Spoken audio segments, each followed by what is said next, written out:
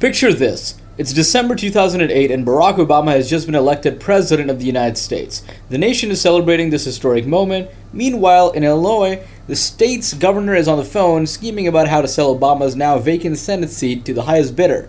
And the FBI is listening to every word. This is the story of Rod Blagojevich, the governor who thought a Senate seat was freaking golden, and how one of the most brazen political corruption schemes in American history came crashing down. Who was Rod Blagojevich? Rod Blagojevich, often called Blago by the media, was elected governor of Illinois in 2002 and re-elected in 2006.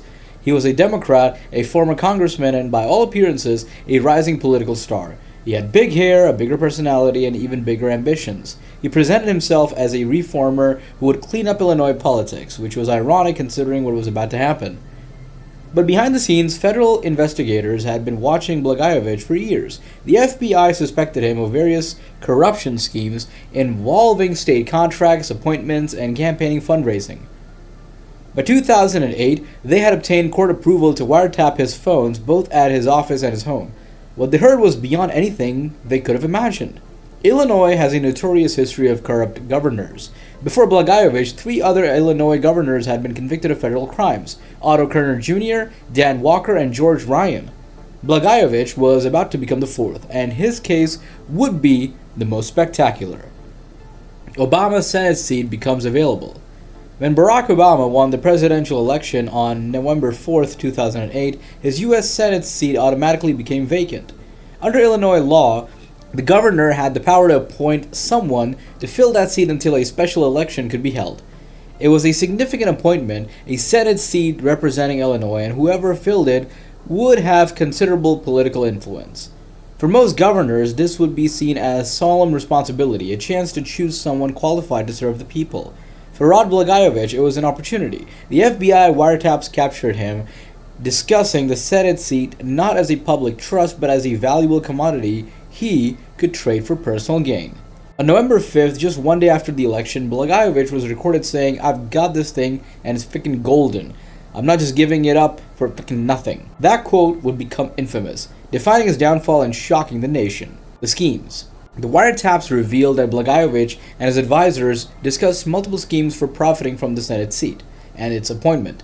These weren't subtle hints or vague suggestions. These were explicit conversations about what he could get in exchange for the seat.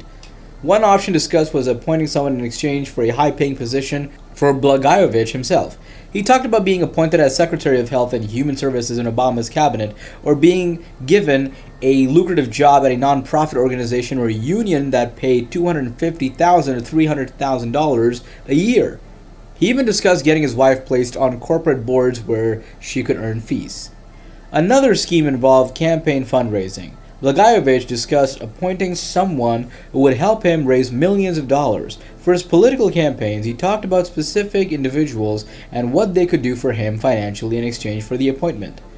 He also considered appointing himself to the Senate seat. In conversations, he discussed the idea of resigning as governor, having the lieutenant governor appoint him to the Senate, and then running for re-election from that position. It was a bizarre self-serving plan that showed how consumed he was with his own political survival and advancement. Throughout all these discussions, what's striking is that Blagojevich rarely talked about who would actually be the best senator for Illinois. It was transactional, mercenary, and brazen. He treated a Senate seat like he was selling a used car, looking for the best deal. The wiretaps also captured him discussing other corrupt schemes unrelated to the Senate seat, including trying to withhold state funding from a children's hospital unless executives there made campaign contributions, and attempting to squeeze a racetrack owner for donations in exchange for favorable legislation. The arrest. The FBI had heard enough. On December 9, 2008, federal agents arrested Rod Blagojevich at his home in Chicago at 6:15 a.m. The charges were staggering: conspiracy to commit mail and wire fraud and solicitation of bribery. U.S. Attorney Patrick Fitzgerald held a press conference that same day that became legendary. Fitzgerald didn't hold back. He called Blagojevich's conduct a political corruption crime spree and said the governor's behavior would make Lincoln roll over in his grave.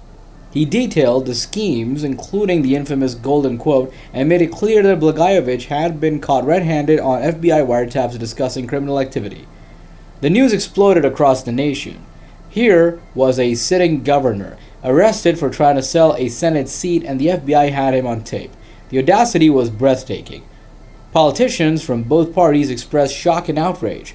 President-elect Obama, who had maintained distance from Illinois state politics, called the allegations sad and sobering. Blagojevich's initial response was defiant. He denied any wrongdoing and claimed that he had done nothing illegal.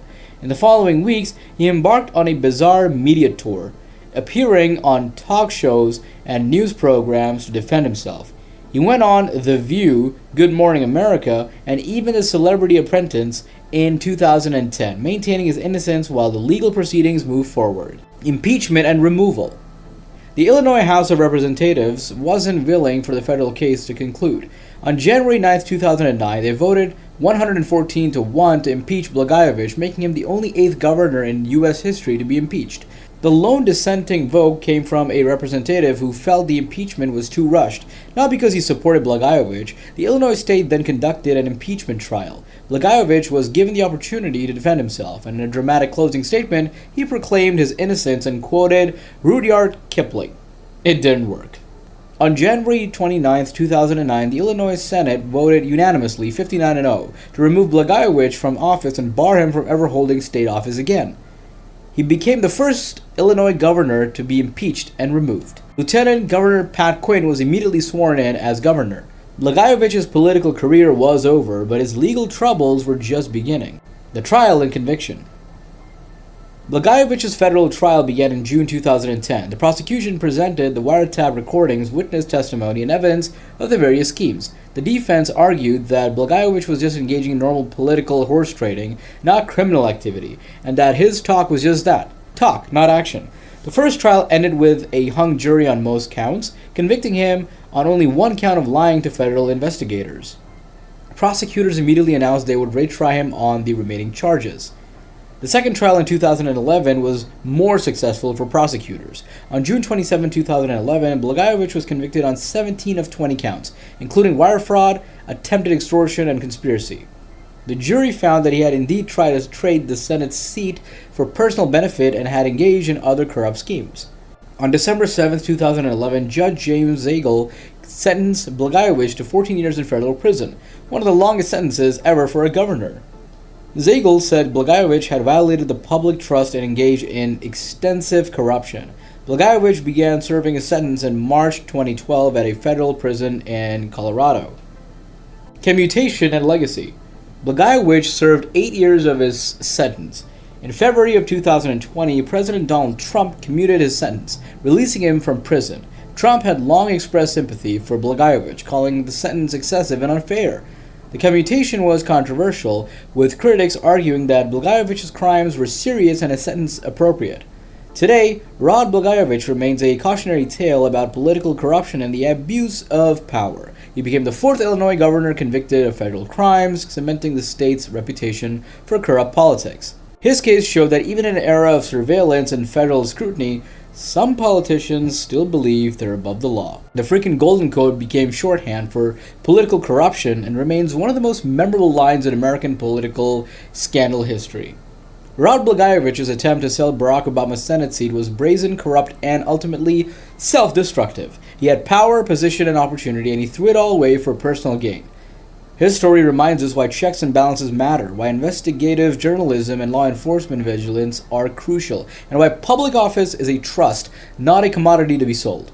What are your thoughts? Was his 14-year sentence fair? Let me know in the comments, and don't forget to like and subscribe.